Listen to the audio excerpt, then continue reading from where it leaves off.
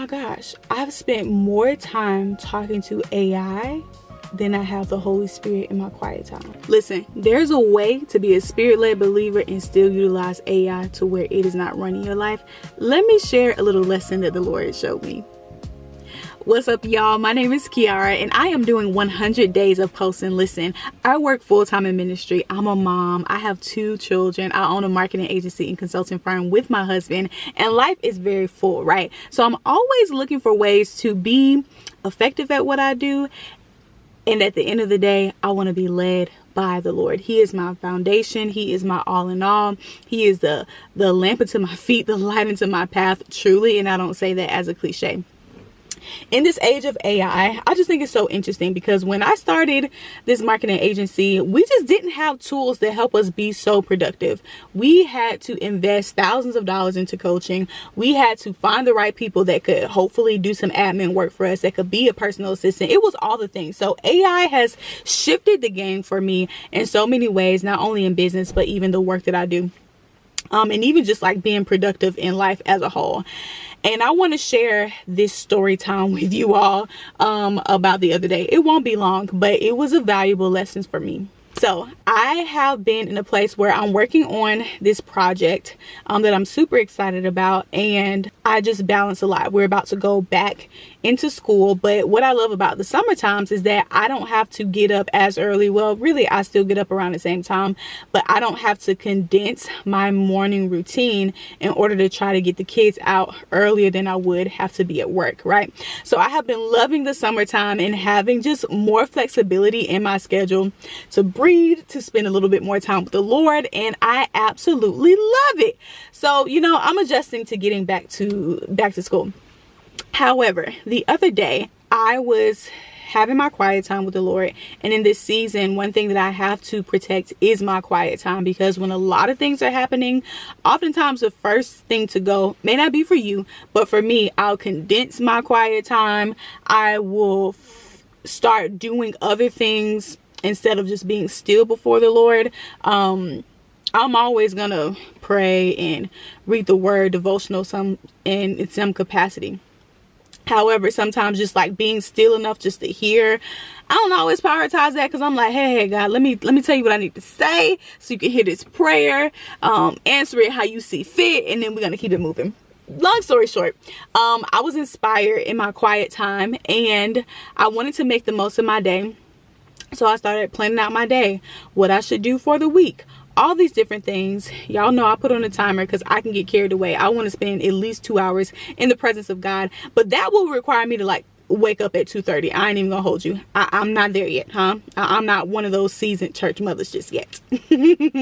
However, I just wanted to make the most of my week, and I was like, it's quiet. Let me just, ask my Claude, what can I do for this? What can I do for that? And that started this whole thing. So I'm journaling. I'm actually, now that I remember, I was answering some questions that my therapist asked me to ask myself, and she told me to ask myself 2 times. And so I wrote them out. I answered it the second time in my quiet time because I knew I had therapy that day, and I wanted to ask Claude, what were the differences with the answers? What were the similarities? What can I take away from this? And though it was giving me a lot of revelation, if you will, a lot of it was putting a lot of pieces together. It was helpful. I was getting a little carried away, and I had to pause. And I was like, oh my gosh, I've spent more time talking to AI than I have the Holy Spirit in my quiet time. And I got so convicted, y'all. I was distraught. I was like, how dare I elevate technology over the creator of this universe, who have created the humans that have created this technology? How in the world could I put that before hearing directly from God himself? I was so convicted. So I'm repenting in the car. I'm praying, and I was like, you know what? get out of this car, get off the phone, go on your walk. I went on my prayer walk, and once again talking to the Holy Spirit about it, and like, oh my gosh, I would never, like, not that I would never do things. We got to stop saying that, because we don't really know what we would never do. But I just never thought that I would be in a place where I would prioritize being so engulfed into AI and all these different things, and not prioritize your presence and hearing from you.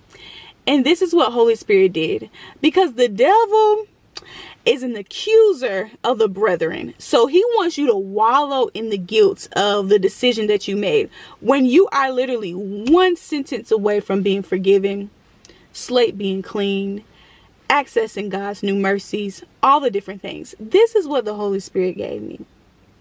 He gave me Proverbs 16:3. This is one of my favorite scriptures. And I was like, yo, thank you for not condemning me, but thank you for showing me where I am. Nonetheless, so Proverbs 16:3 says, commit thy works unto the Lord, and thy thoughts shall be established. It says it in a different way in another translation. Okay, so now Proverbs 16:3 in the ESV translation. Commit your work to the Lord, and your plans will be established. Some translations say, and your thoughts will be established, or it says, roll your works, roll your plans to the Lord. He showed me that what you did was create a plan. You use your human intellect, you use technology, you use the tools that you had at hand, and that's fine. But never let that be your final step. He said, commit your works, your plans, what you've crafted, that's cute.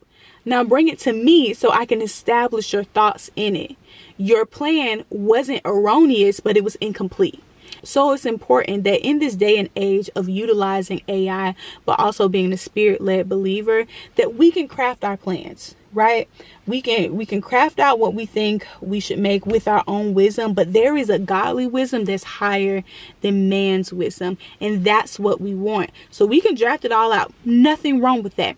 But don't sit down, look at that plan, and let that be it. Let God breathe on that thing. Let the Lord establish your thoughts in it. Let him change your mind around how you see it, new questions you should be asking, new things you should consider, so that you don't let AI be the first and the end of the thing. Only God, Yahweh, Jehovah, is the Alpha and the Omega.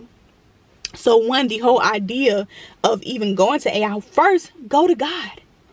Utilize AI as a tool, X, Y, and Z, and give that thing back to the Lord, so then he can help you to see it properly. So nothing to condemn you in this world of AI and all the different tools that can be utilized, but just don't let it be your beginning and your end. Okay, I hope that makes you feel better. I hope that encouraged you in some way. It wasn't a super long word, but it was a really good word for me, that it's nothing wrong but with finding more productive ways to do things, more efficient ways to do things, using your wisdom and your creativity to help AI to help you see things in a new way. There's nothing wrong with that. God crafted you to be able to be savvy in that regard. However, don't let it guide your life, right? We only want the Lord to guide our life, not all these other things. All right. Well, I love you. I hope that encouraged you. And hey, share this with a friend if this encouraged you. Subscribe so you can know when the next video is coming out, and I will see y'all soon. Bye.